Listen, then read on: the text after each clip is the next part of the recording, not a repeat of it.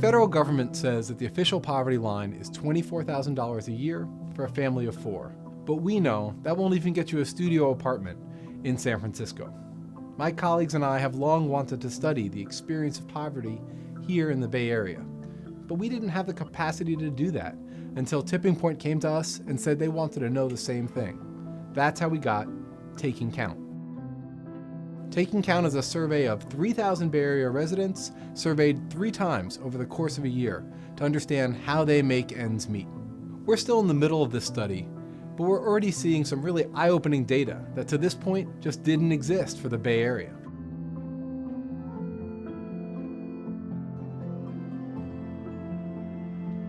One thing we've learned is that many people here, even if they don't fall below the official poverty line, are just one emergency away from a financial breaking point. We asked folks about asset poverty. We wanted to know what share of Bay Area residents have at least 3 months in savings to cope with a job loss or a serious illness.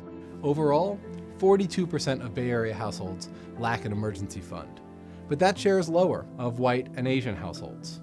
We see a significant gap between them and Latinx households, but the share is even higher among African American families in the Bay Area. Income and wealth are intertwined with race. When we look at higher income white households, a significantly smaller share lack an emergency fund as compared to lower income white households. But that just breaks down when we look at African American households.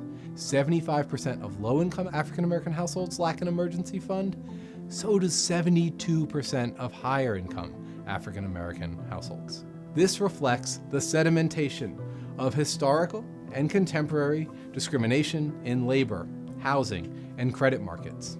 Income and wealth poverty conspire to produce day-to-day hardships. We asked ourselves, what impossible choices are these families making to get by?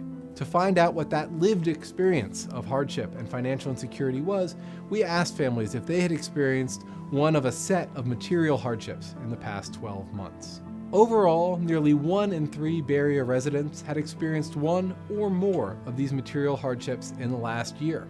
I think the thing to keep in mind here is this is at a time when the economy is really strong. Unemployment is at historically low levels.